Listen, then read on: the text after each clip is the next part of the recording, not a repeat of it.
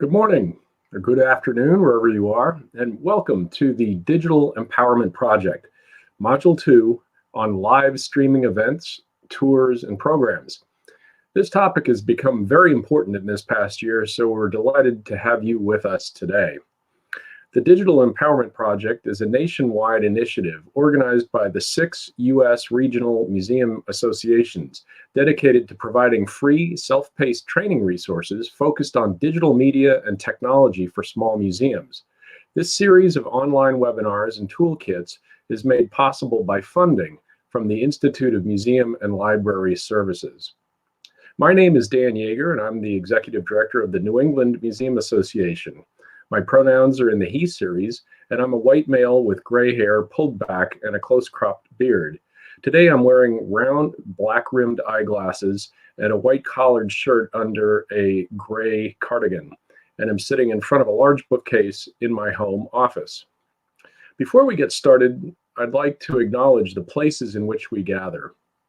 In this era of virtual meetings, when digital spaces may substitute our physical sense of place, it's important to reflect on the land we each occupy and honor the indigenous people who have called it home. I'm speaking to you from Swampscott, Massachusetts, the historical homelands of the Massachusetts peoples. Wherever we are, let us acknowledge all indigenous nations as living communities, their elders both past and present, as well as future generations. We, the Digital Empowerment Project team, recognize that our organizations and those of our members were founded within a colonizing society that perpetuated the exclusions and erasures of many native peoples throughout the United States and beyond. We ask you to reflect on the place where you reside and work, and to respect the diversity of cultures and experiences that form the richness of our world and our profession. Thank you. And now for just a few housekeeping notes before we introduce today's presenter. First, the best place to view this session in real time is on the Museum Learning Hub website under the Watch Live tab at museum-hub.org. Here you'll be able to see all the captioning, chat, and questions posed by attendees. I'd also like to acknowledge today's ASL interpreter, who will be on the left side of your screen, and let you know that captioning for today's program is embedded in a box just below the YouTube player on our website, with controls to adjust your experience. Following today's program, we ask that you complete a short survey to give us feedback. We'll drop a link to the survey into the chat stream, and we'll email a link to those of you who pre-registered. We'd greatly appreciate it if you'd share your experience with us and help us improve our work. We encourage you to pose questions to our presenter, which will be addressed at the end of the program after the presentation. Please type your questions in the chat. We'll get to as many questions as time allows. However, we may not be able to address all questions during the live session, and other questions may arise after you reflect on the program. For this reason, we've set up an online community forum for raising questions, posting answers, and connecting with your fellow museum practitioners on the Museum Learning Hub website, which you can find, again, at museum-hub.org. If you're looking for help between programs, please visit this forum, create a login, and post your questions. A member of the community or one of our student technology fellows will get back to you. Finally, to stay connected with us and be aware of future programs, please follow us on social media. Links will be posted in the chat. Now it's my pleasure to introduce the speaker for today's technical workshop, Intro to Live Streaming, David London, Chief Experience Officer of the Peale Center in Baltimore, Maryland. David is a curator, storyteller, and magician who has spent more than 15 years creating theatrical and interactive experiences designed to spark the imagination and inspire new ways to see and engage with the world around us.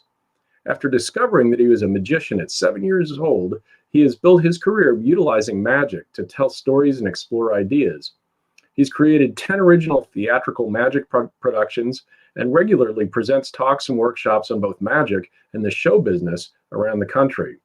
In the last several years, David has shifted his energies to using his unique form of storytelling to illuminate history.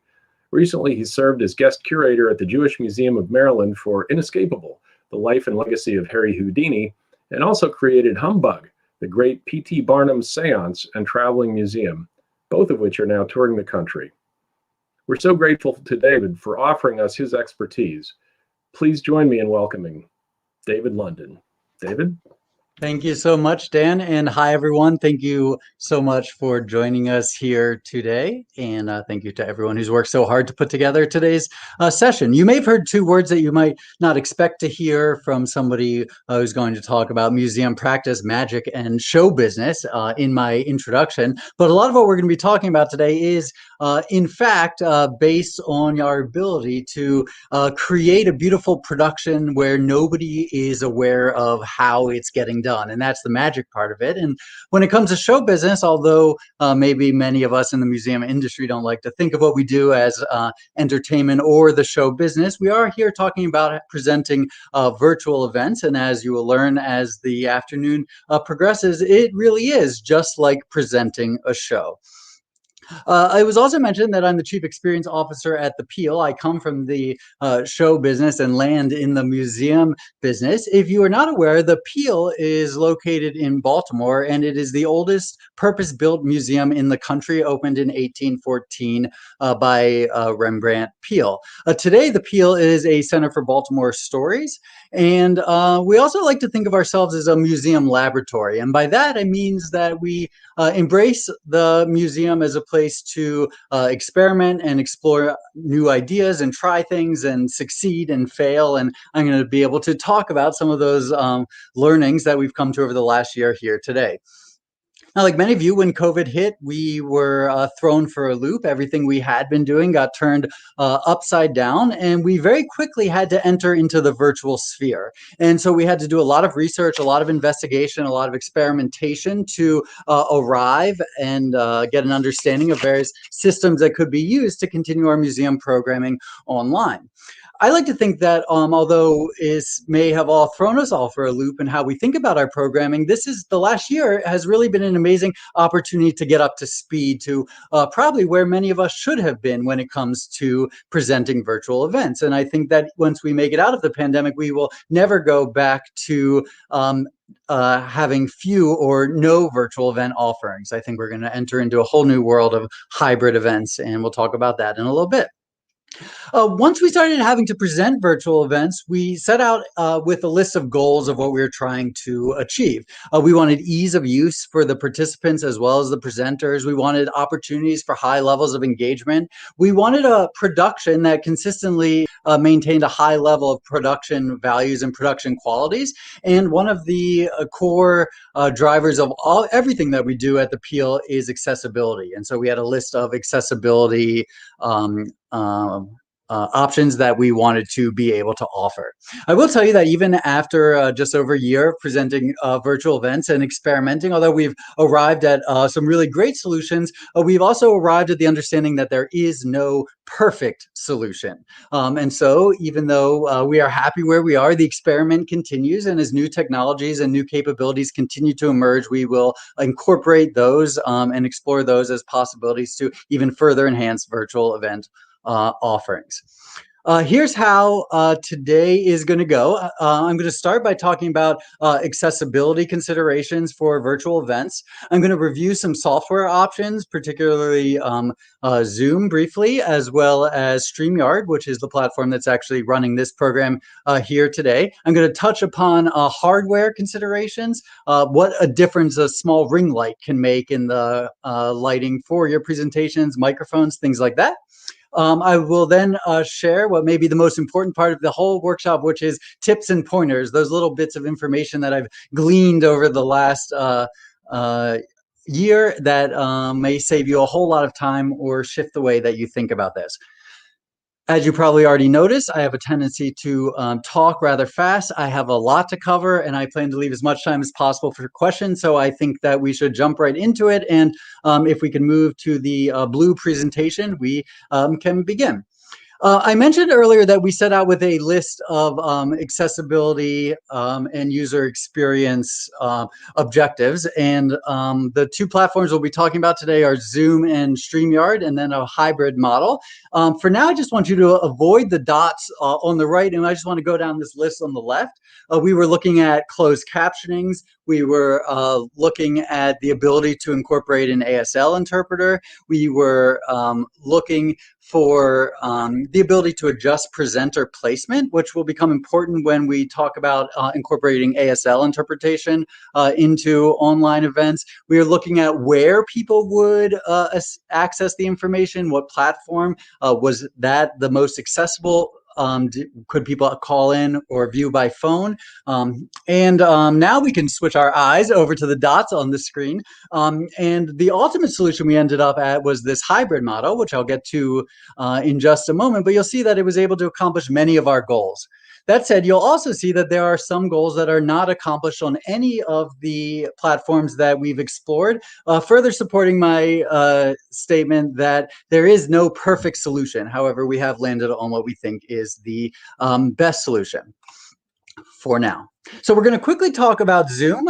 Many of us have experienced Zoom overload in the last year, but we all know how to use Zoom. I'm not going to go into how to set up a Zoom meeting or how to share your screen. There's many resources out there if you are not familiar with that. The one accessibility feature that Zoom offers that is not available in many other solutions is the ability for someone who wishes to access a live event by telephone.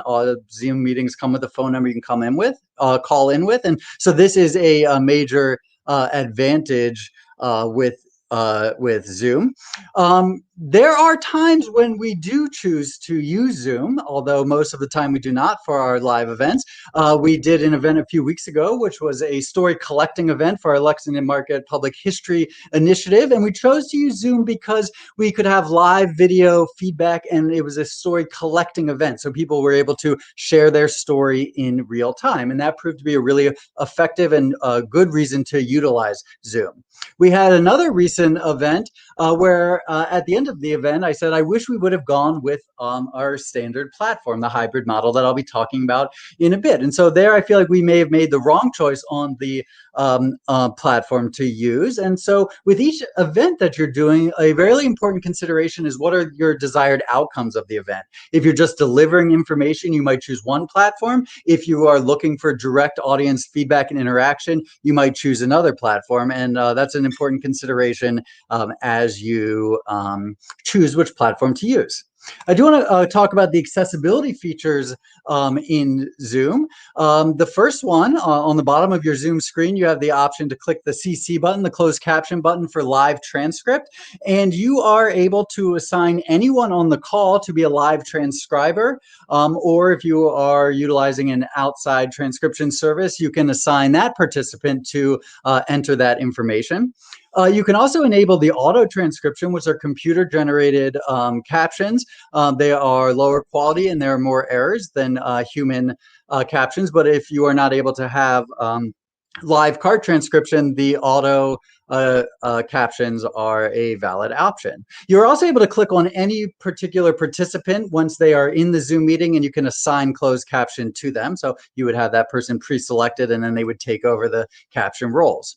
The other thing you're able to do in Zoom is add a spotlight, which means that you can choose to have a single participant who is on screen appear on everyone's screen. And that's what we would be doing right now if we were watching this presentation in Zoom and we wanted to have our ASL interpreter spotlighted for everyone.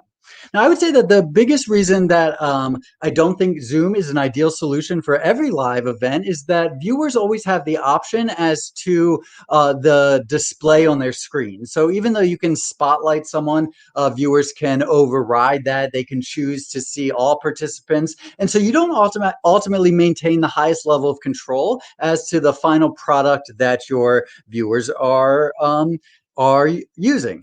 Now, you can have, I just pulled up here the example just so we could look at the upper right. This is what would happen if we were playing a video, which is the two folks on the left, and the ASL interpreter who was spotlighted in the upper right-hand corner. So you'll see that the display is not so dissimilar from the display that we are in today.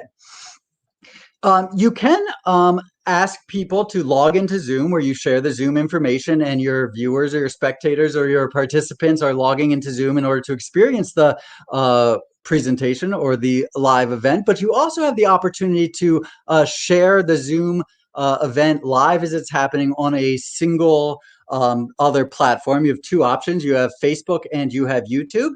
You can share it live on YouTube and embed that YouTube player on your website, which would create a similar look to and feel to the YouTube player that all of you are looking at now embedded on the Museum Learning Hub website. You can also go live on Facebook to a Facebook page or a Facebook event. This is a great thing to explore if you want to increase the reach of your event, or if you wanted to use Zoom simply to have your panelists or presenters in a private meeting and everyone else was participating by viewing on YouTube or on your website or on Facebook.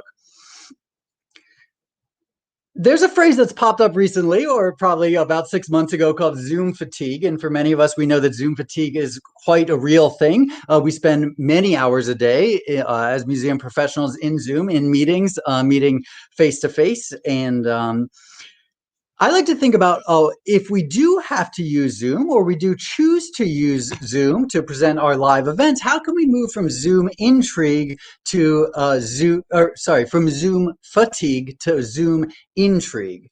There are times where you want to use Zoom, for example, if you want that feedback, or there are times where you might be presenting for a school group or a company and you're joining a pre-existing Zoom meeting. So there are times when Zoom will have to be used, and I just want to show you a few advanced things in Zoom that you can use. If you can switch to the red presentation, I want to show you a few things in Zoom that you can do to add a little bit of extra polish and show to your Zoom presentations. Can we switch to the red presentation, please? Thank you so much. This is a video here that we'll start playing in a moment. We are all quite familiar with Zoom backgrounds. We can place ourselves in interesting places, but what you might not be familiar with is that you can make a virtual background into a video. And I think this is especially important for museums and other historic sites, because you can bring people into a physical space that has actual depth and dimension to it. I'm sharing here a few clips from a presentation that I made for the Jewish Museum of Maryland, where I am utilizing Zoom video backgrounds. And so here I'm telling the story of Harry Houdini. I've made a short animated video, and now I've placed myself onto the video background, which can create a more engaging and exciting way to present in Zoom. Once again, everything I'm showing you right now is fully within Zoom. I've created these animations. I've loaded them into the virtual backgrounds in the same place you would a fancy bookcase behind you or another site that you might find yourself in. And Zoom actually allows me to then have myself cut out in front of these video pieces. Here's one last clip showing Harry Houdini, the King of Cards. Also an interesting consideration if you have historic footage that you wish to be able to present over. In the third session in this module, we'll be talking about ways to create more engaging virtual tours, and we'll get a little bit more into these advanced features, but I won't be talking about Zoom too much, which is why I wanted to share it now. There's also a new Zoom feature that just came out within the last few weeks, which is quite interesting, which is you have the option now when you share your screen to click on advanced features, and you can actually choose to use a PowerPoint presentation as your background. And so here I am within Zoom, and this is the part of the slideshow that you're going to see today. And I'm able to simply click through the PowerPoint, and yet Zoom is cutting me out and placing me onto that background. So these are a few interesting sort of mid-level techniques that you can use if you do choose to use Zoom to present your live events, to create things that are more engaging, that keep you on screen for a longer amount of time. I'm now going to talk about the hybrid solution, which is the solution that the Peale has landed on to present the majority of our live events. This is a clip of the live website on the Peale's website. And I will also mention that the platform that you are viewing right now for the Museum Learning Hub also mirrors the platform that we've put together for the Peale. And on both websites, what you will see is that we have the embedded YouTube player on the screen. We have the chat box to the right. On the Peale website, we use a chat program called CBox. The Museum Learning Hub website uses a a chat box called Wise Chat, which is a WordPress plugin. By inviting viewers, instead of going onto Zoom to view a live event, by inviting them to our website, it gives us total control over what they are able to see and what we are able to ask from them. For example, as you see to the right in the right corner over here, there is our donate button. So that makes it easy for anyone who has joined to watch a live program at any point during the program to click the donate button and support our endeavors. We have the chat box, a slightly different one than you see on Museum Learning Hub, and below that we have a link for people who wish to support our Buy a Brick campaign. And directly underneath that, just as you have here on the Museum Learning Hub, is a embedded stream text player, and I believe I have a close-up of that, but I invite you now to just investigate the stream text player that is on your website. It allows you to change font size. It has a lot of customization that is not available if you are using captions just within Zoom. So these are the four main components of the hybrid model that we've landed at. Once again, both on for Peale events, but also for all of the events that you are watching right here on the Museum Learning Hub. I'm not going to talk too much about YouTube. I've mentioned the two chat functions, but we are going to spend a lot of time talking about Streamyard in just a moment. For those of you who did not navigate to the Stream Text Reader, that's directly under the YouTube player on the Museum Learning Hub website. This is just a little screen capture of the options that you have if you are utilizing that accessibility feature. It allows the user to adjust the theme, change the background if they want a dark background and a lighter text, change the font size, and you also have the ability to pop out the reader. So it gives people a lot more options than they have just in Zoom. Also, because these captions are not directly embedded into the video, they can be downloaded later on, both as a full transcript, but also as a file that can be re-uploaded should you share your live presentation on YouTube at a later date, so that you can capture all of the captioning that has been collected during the live event. We're now going to jump into Streamyard a bit. And before I do, I will tell you that this presentation you're watching today is actually being managed in Streamyard behind the scenes. And from Streamyard, it is being broadcast to YouTube and then embedded on the Museum Learning Hub website. I'm not going to do a full teaching of how to use Streamyard, but I did want to point out many of the features that are available and how easy it is to use. I will also say this and acknowledge that there are other platforms that do similar things to Streamyard. For example, Restream is quite a popular one, and we have landed on Streamyard because of its ease of use, but there are other options for this out there. Creating a live event is rather simple. You link your account to where you would like to stream to. We have it set up here for our Facebook account and our YouTube page. You enter a title for the event, you enter a description for the event, and then you choose when the event is going to take place. Here I am setting up the event for today at 4:30. Once the event is created, you then immediately get a link that you are able to share with your participants, highlighting the link here. You are also, if you want to get further instructions, you can click on create an email, which will send them more detailed instructions onto the type of technology they need to have available. So far, we're just as easy as using Zoom. When it's ready to start your event, you enter into the broadcast studio, you type your name, and you find yourself within the meeting. This is the panel that is seen by presenters. Only one person who's hosting the meeting will see this panel. And you see in the upper right where my mouse is hovering, there's a Go Live button. The moment I press that, I am now live on YouTube or Facebook or any other platform which I have connected. I should mention that I'm being joined right now by our two guests today that you see appearing across the bottom of the screen. I'm there on the left, and next to me is Mr. Harry Houdini, who will come in just a moment, and next to him is P.T. Barnum. And so the three of us will be the participants in today's imaginary session here. One of the great advantages of StreamYard and what you're seeing happen right now is that the presenter actually has control over the screen and what every single viewer is seeing. Because StreamYard is converting this into a single video file that is being broadcast out, everyone across all devices is seeing the exact same thing. And so this gives you a really high level of control. You are also able, just like you are in Zoom, to share a screen or share a video file. So you can share a presentation in here. Here I am sharing a video file just to show you what that looks like. And as the presenter, I'm given controls so I can control what is being seen at any given moment. Coming up here, we will show you how the screen sharing works, and it is just like you are familiar with in Zoom. So you can share any part of your screen. You can share a Chrome window, and it will make that shared screen fill into a large section.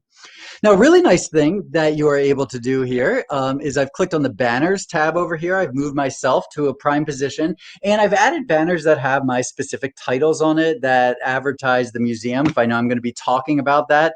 And I've added it for my guests as well. Here we are with P.T. Barnum, or when Harry Houdini comes on. And so it allows you to have what, in the TV business is called the lower thirds. And so you can put up labels. You can also have what you saw when you first logged on today, which is a scroll bar across the bottom, and I'm setting that up now.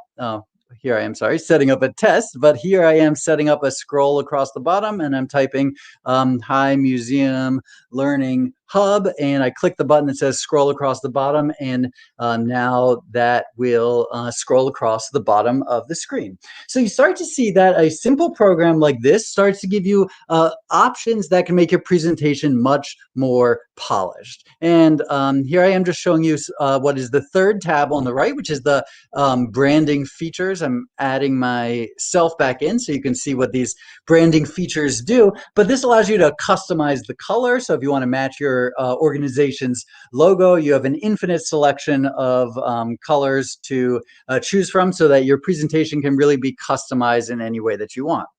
Another nice feature that you are about to see here are these overlays. So you'll notice in the bottom left-hand corner of your screen, it says Museum Learning Hub, and that's another branding option that you get by utilizing a program like this. I'm bringing here the Peale logo in and out to different places, just showing you a few different arrangements for this. I like to think that in today's day and age, because we are so inundated with media and we have come to accept such low quality of media as the standard, that just adding in these little polishing touches can take what is a standard presentation and really make it rise above the rest. It adds a level of professionalism, it adds a level of cleanliness, and it adds a production value that I can tell you from our experience, many of our regular viewers of our programs comment on regularly. Here I am controlling the background. I've set it up to have the Peale Museum behind it. The background is similar to what you're looking at on the main screen right now, with the blue background behind the Museum Learning Hub page. Right now, I'm about to click on the record button. Depending on whether you've set your event to go live or you've set your event to be what is record only, you can choose to simply use StreamYard to record a conversation that'll be saved on your computer, and then it can be played back later. So it doesn't only have to be broadcast live. It can also be used to capture a content which can then be rebroadcast or used in other ways. Here I am just wrapping up this part, showing you the last bits of controls that you have from the back end here. And in a moment, I did want to show you what the experience is like for a speaker. Now, the biggest difference between StreamYard and Zoom is that traditionally in Zoom, all of your spectators, all of your participants, all of the people who are watching your presentation will log into Zoom. In StreamYard, only the people who will be presenting as well as your accessibility folks will be joining you in Zoom. So when you invite a guest to Zoom or to StreamYard, StreamYard gives you a link. You simply send the link. And by the way, you're seeing this now from a viewer's perspective. They click on the link, they enter their name. Here I am, David London guest, so I can distinguish who I am. I click enter the studio. And this is all that your guests see. So they see what is live on the screen, and they see a private chat, and that is it. And so from a user perspective, from a presenter standpoint, it's actually even less cluttered than Zoom. Now, when we bring in our interpreters or our closed captioners, they are in StreamYard, but they are not in the stream. So they are in the meeting watching us, but they are not yet in the stream itself, meaning that only when the organizer wants to will they be seen or not seen. I did want to share a couple ideas that I thought were really interesting, which is this was an event that we did, I believe, in March in partnership with the Baltimore National Heritage Area. And what you see on the right of the screen, the 4 speakers, was actually a recording of a Zoom conversation that they had live. And then we partnered with the Baltimore National Heritage Area and the Baltimore Museum of Industry to represent that recorded content. And so we did a content share where they sent us the recording of their Zoom meeting, and then using StreamYard, we added the interpreter and rebroadcast it back out into the world. And so I just bring that up as opportunities for potential collaborations between small museums to consider, because and within your community, because our content itself does not need to be simply owned by us. If you can end the shared screen for now, that would be great. All right, I know that was a whole lot of information, so I just want us all to take a deep breath.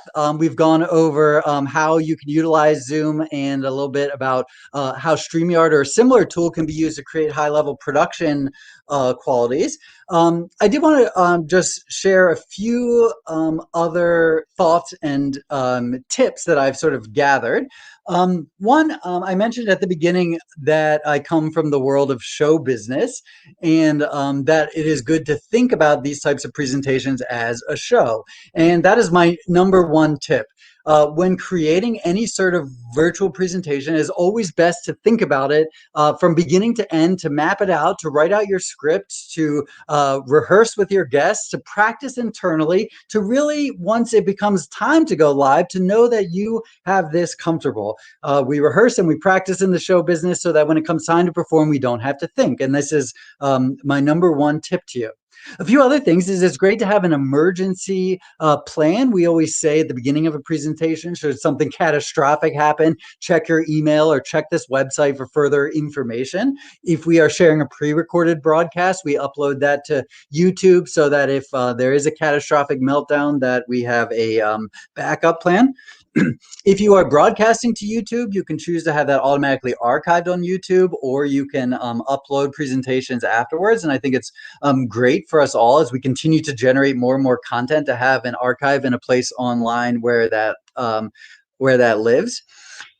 And lastly, even though that was kind of in depth on the software side of things, there is a really easy way that you can do a live event if it is the right type of event that I'm not going to talk about too much here, and that is simply using Facebook Live. Although from Zoom or from StreamYard, you can broadcast to Facebook, you can also use Facebook Live in and of itself in order to present a live conversation. With Facebook, you only have the option for automatic captions. And of course, from an accessibility perspective, you would need somebody to have both access to the internet as well as a Facebook account. So that could be a barrier to some, but you can incorporate some of these elements even in a simple Facebook Live presentation.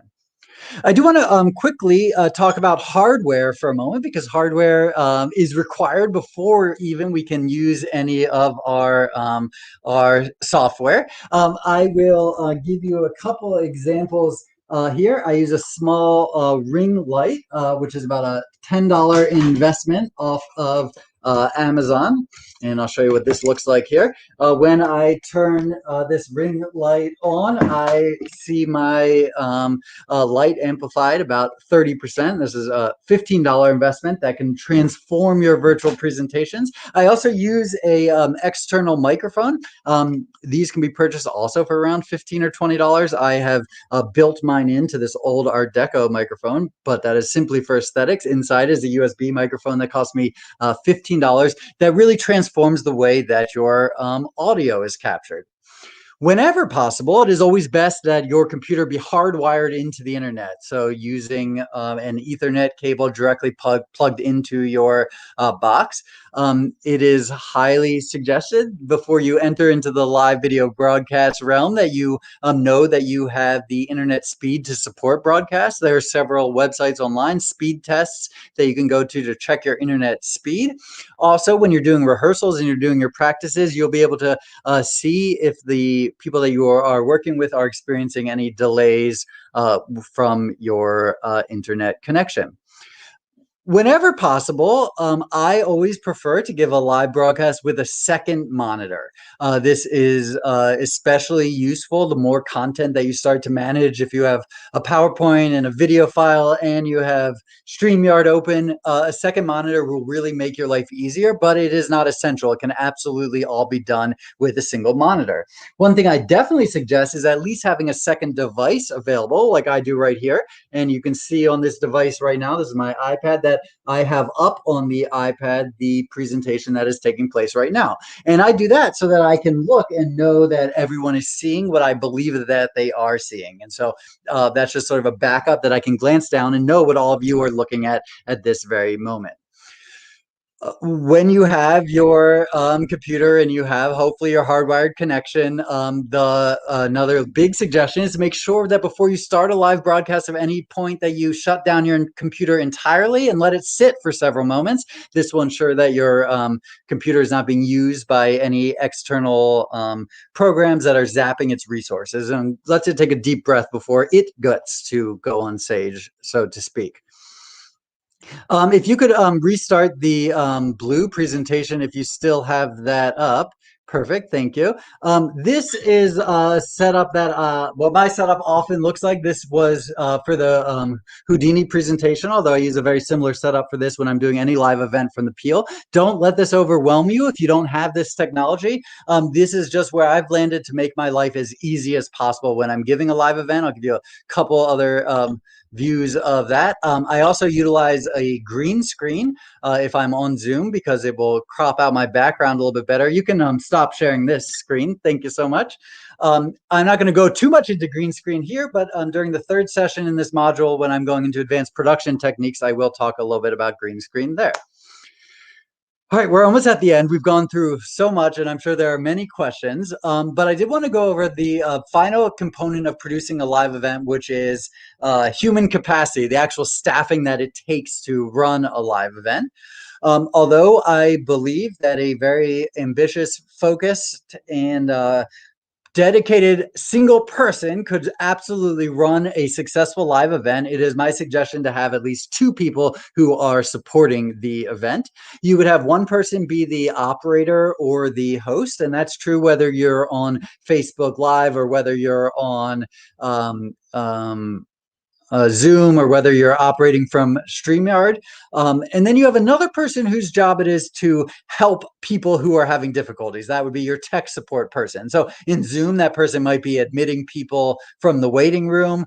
We always state and put in the chat an email address that people can contact if they're having difficulty accessing the presentation or if they're having difficulty accessing our accessibility features. So we always have people on call.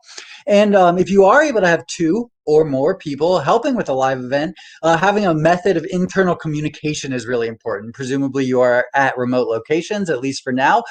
For us, our team always sets up a group text message, and during the event we could say, oh, the captions dropped out for a second, or everything's looking great. And it's just a great way to stay connected even when everyone is at a remote location doing their own dedicated work.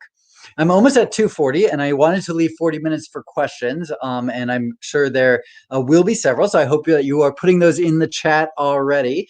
So I wanted to end on two things. Once again, returning to my introduction, where I was introduced as coming from the world of magic and the world of show business. I know that there are many of us in the museum industry who don't like to think of what we do as entertainment. We may be presenting history talks or conversations about deep subjects or any number of things. And so I've decided, with my years of study into the world of the show business and the world of entertainment, and now interacting with museums for many years, to just think about all of it: entertainment, museum programs, even live museum events, tours, virtual or otherwise, theatrical experiences, whatever it is, as leisure time activities. And by doing that, it allows us to recognize that we are, as museums, in competition with a million other things that people could be doing at any given moment. And so to take the opportunity to think strategically and intentionally about presenting programs that are not only engaging from a content perspective, but engaging and clean from a visual and aesthetic perspective, with high level of production qualities, can really make us stand out from the pack and make people who experience our programs want to return to more. I'm going to make a quick pitch for the next two sessions in Module 2, and then we will hand it over to questions. Next Thursday, also at 2 p.m., Alex Freeman from the Texas Associations of Museums will be presenting the second session, Audience Participation in Live Streamed Programs.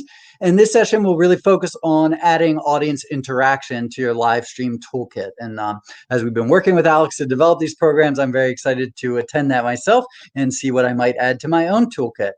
The following Thursday, May 27th, I will return here, and we will go even more in depth into live streaming events with multi-source content. And so that workshop will be a deep dive into streaming virtual tours and pulling content from many different places in real time to create a live and immersive virtual experience. We'll also be touching on hybrid events, what it means when we go back to both live and live streamed events.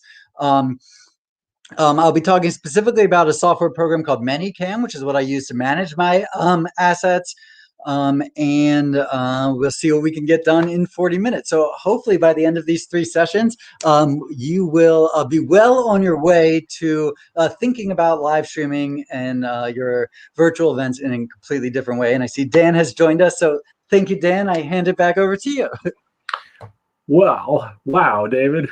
Everybody out there in TV land, let's take a deep breath and compress. All right. Well, so we do have a lot of questions. Thank you all for doing that, and continue to put them into the chat as we move forward. One of the questions, I guess, fundamentally that a lot of us have is that we have no showbiz experience. We're not magicians. How do we actually access this? Is this something that we feel as though we, can do, just on our own? What kind of checklist do we need to have? It seems a little bit like, that we're in a cockpit of an airplane on this production end, and, you got to sort of figure things out. Is this fairly accessible, or does this really require a lot of tutorials and the like? So if you choose to use Streamyard, I think you'll find it incredibly intuitive and completely accessible. We do know, just a quick accessibility note, we did have our accessibility coordinator review Streamyard from an accessibility perspective for a participant, and it is accessible. Streamyard also offers a free version. So if you just wanted to download it and play around with it, you will see just how intuitive and easy it is. To me, it's just sort of like Zoom Plus. It is very familiar, but you just have a few more capabilities. One of my favorite things about it is that it does not have a lot of functionality. It has a few clean pieces that really allow you to transform a presentation. So that's from the technology perspective. Like if you could do, if you've been in Zoom and you choose to use StreamYard, I think you would see a radical increase in your production qualities even if you use StreamYard tomorrow. From a presentation perspective, I think one thing that has evolved at the Peale over time is recognizing who on our team likes to and can be in front of the camera, and finding people who are able to do that. So it's not, it might not be you, but is there somebody on your board or somebody on your team who can, bring a little show business into the experience? So I think that was a two-part question about both the technology and the presentation. Do you feel like I answered that properly? Yeah, I do. I think we can access it. Some of it is just sort of an extension. Are you familiar with public speaking? Are you familiar with sort of being out there? Sure. As one part of it. What types of events are apropos for Streamyard and sort of streaming technology, and what type are not? For example, have you had experience with streaming concerts and live music and those types of things? Is Streamyard good for that? Is Zoom good for that? How do those work? And you'll get into the tours the next go. Sure. Yeah. So we have definitely used StreamYard to do pre-recorded events. So we've done concerts, we've done full pre-recorded panel discussions that we've replayed. So it's great in the same way that, like, when I was sharing my PowerPoint, the presentation can fill a large part of the screen, and then you can have your interpreter or an additional speaker next to the screen. So it's really easy to share it that way. I typically, where I've come to with Zoom, because I don't have control over what people see, and I think part of producing a high quality program is putting the work into making sure that everyone is experiencing the same thing. So for me, I'm leaning towards only using Zoom when I want that direct video or audio feedback from my participants. So for example, I mentioned the story collection event that we held. It was really great to be able to see who was on the call and say, does anybody want to share a story? Put them on screen and be able to capture that.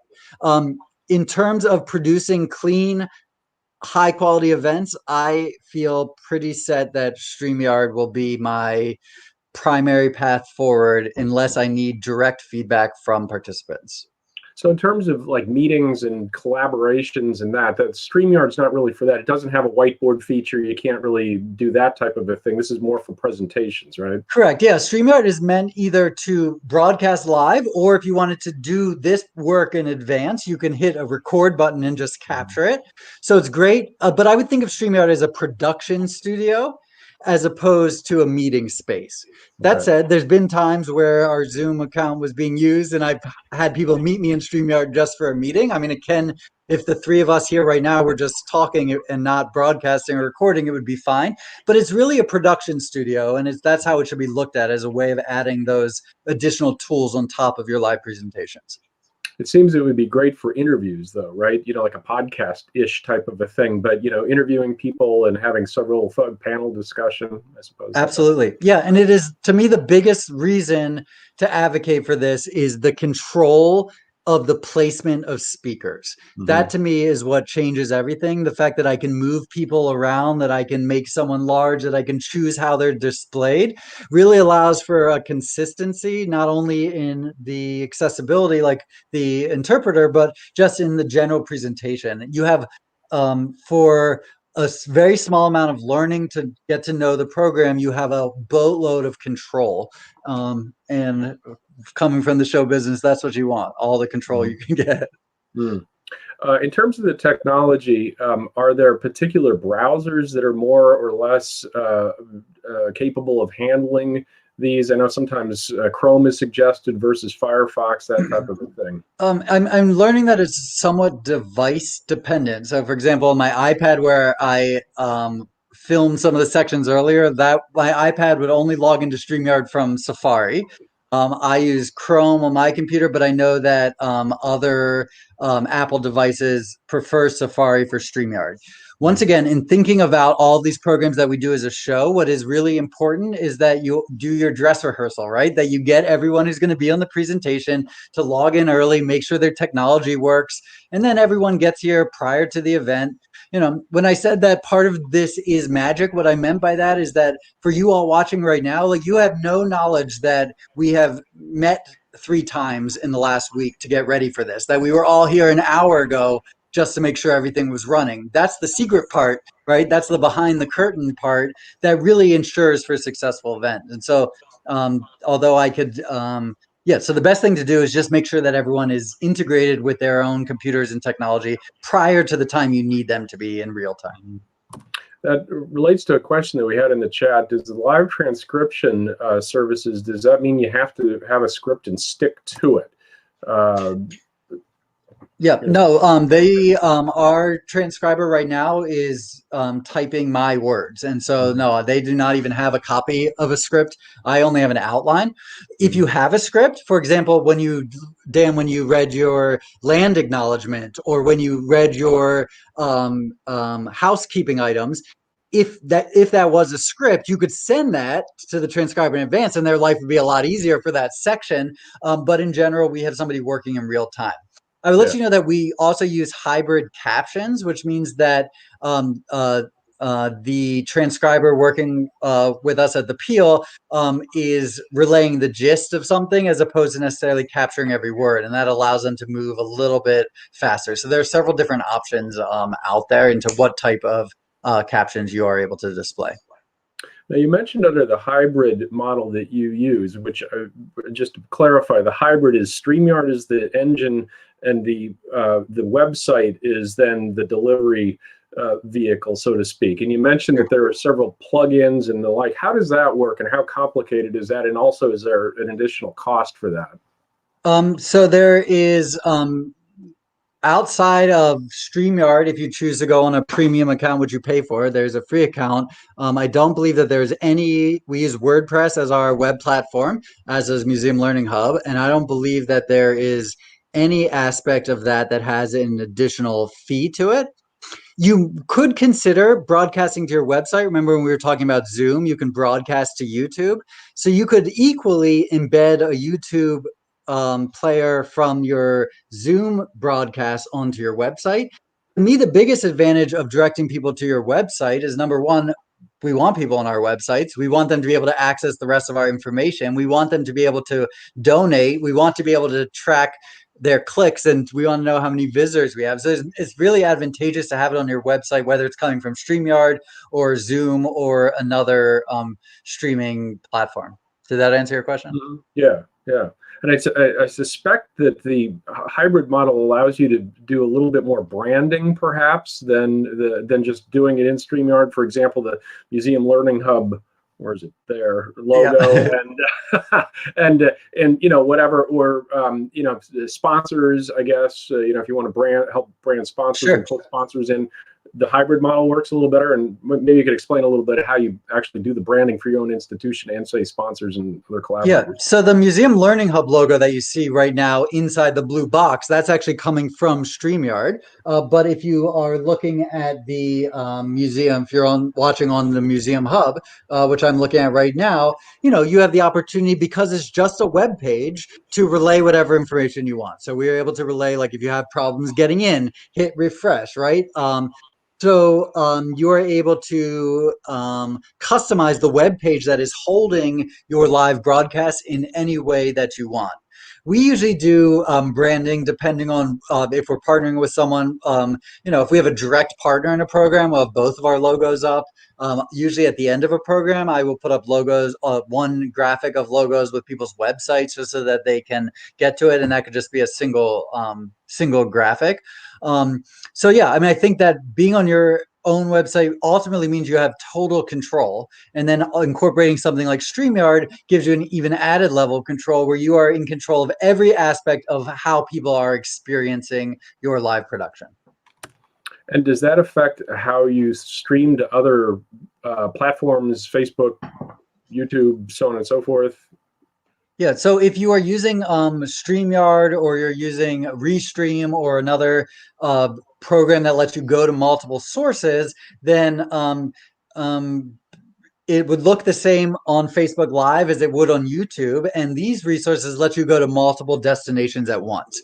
On Zoom, you can only go to one destination at once. So you can be on Zoom and on Facebook, or you can be on Zoom and on YouTube, but you can't be on Zoom, YouTube, and Facebook. So that's another advantage, is that you can go out to more destinations, but it would look exactly the same in real time on any of those places. So what are the pros and cons of having multiple platforms as opposed to just driving people to one particular site to watch the thing? For example, when I always feel like a concert, somebody might be on Facebook and go, "Oh, look, there's a concert going on right now. Maybe I'm going to listen to that." For me, I can advertise in advance and make the event a destination by, we always do a like an RSVP, even if the event is free on the website, because we want to know who's coming. We want to collect their email addresses. We want to be able to remind them that the event is happening. So having a broadcast on our own website, I think, is a great tool to have the viewer who has intended to be there watch. But Facebook is a great place to grab people who had no clue this was happening, right? And so Facebook, I think, is a great place for people to stumble onto something. Whereas if somebody wants to watch it, then they've known about it, they've pre-registered, it's on their calendar. And so that would be I think, a really big advantage to going to multiple places. Okay, and so everybody wants to monetize these events. Are you saying that if you want to monetize the event and like have tickets and so forth, Yeah. that means that you would just stream to one particular your website or your whatever platform? Mm-hmm. So on our website, we have two pages. We have a page that's called Watch, and we have a page that's called Live. And the live page is always publicly accessible. Anybody can go there at any time. And when there's a live broadcast, that's where you go to watch it. The Watch page is a page on our website that we have set up as password protected, and we can change the password for that. And so basically, I could collect RSVPs for selling tickets for $10. I'm making up the numbers, right? And then everybody who's bought a ticket, I send them the link, go to thepealecenter.org/watch and enter this password. And then they go and then they can watch it. So it puts one layer of separation from people just stumbling on it, and gives a sort of a more exclusive viewing platform that only people who have RSVP'd and received the password will have access to. I guess we have room for one more question, and I guess I would ask, what do you see are sort of the trends and what's evolving in the technology? What can we expect, say, in a year? And I know we all know that Zoom has evolved over the last year, that we've been heavily using it. So as we move into hybrid events and whatever, and just more use of online events, what do you see happening? What I hope is that, the reason that we've had to put together this hybrid model that we use is because the platform that we want doesn't exist, right? For example, like in Streamyard, the only accessibility downside we've discovered is that there's no way to display captions within Streamyard. So if, for example, if I have a deaf presenter, they have no way to get captions. So what I hope is that over the next year is that all of these individual pieces of technology will start to get a better sense of what is actually needed and prioritize those things, so that ultimately the hybrid model can become less and less hybrid. We need fewer and fewer pieces of fewer different pieces to put together in order to be able to accomplish what it is we wish to achieve. And I think that is both on us in the cultural sector to ask for features that we want, but it's also on the technology companies themselves to, as everybody is learning, it's not just us, the museums or the presenters who are learning, like they're all learning too. And so I think that as we progress further and further in these tools that allow us to do virtual events, that we will find that the technologies are solving some of the problems that we've had to solve on our own by piecemealing things together. So, I don't know if there will ever be the ultimate platform that we envision, but I hope that we get forever closer to there, thereby just making our lives a lot easier. If there's one thing, I said it was the last question. If there's one thing that you would want to put on the company's wish lists for museums in particular, the things that we do in particular, what would it be? For museums or for live technologies? No, for museums in particular. Acknowledge that we are. Okay, I'll end with a little bit of Peale history. and then my time will be totally up. So there's three members of the Peale family who were museum proprietors. There was Charles Wilson Peale, that believed that museums should be publicly funded and spent his life soliciting the founding fathers to support his museum. Rembrandt opened our museum in 1814, and he said, you know, this should be a business. So he raised private investment to build the museum and intended to pay his investors back through ticket revenue.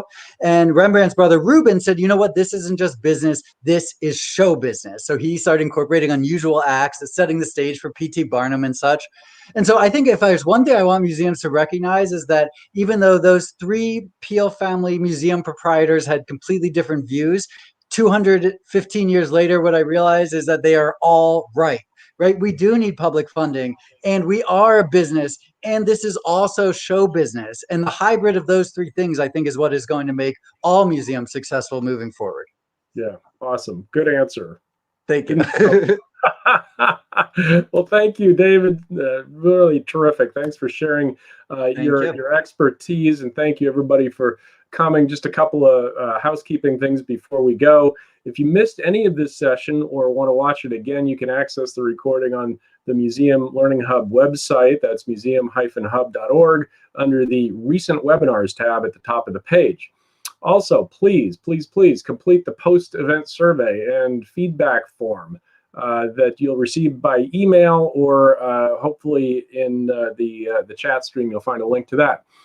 Visit the forum on the Museum Learning Hub website to ask any questions related to this presentation or any additional tech questions. And then, as David previewed, finally join us next Thursday, May 20th, for the second technical workshop of Module 2, Audience Participation in Live Stream Programs, with Alex Freeman, Executive Director of the Texas Association of Museums. Thanks, everybody, for attending today's workshop. May you be safe, may you be well, and have a superior day. Thank you so much. Thank you all.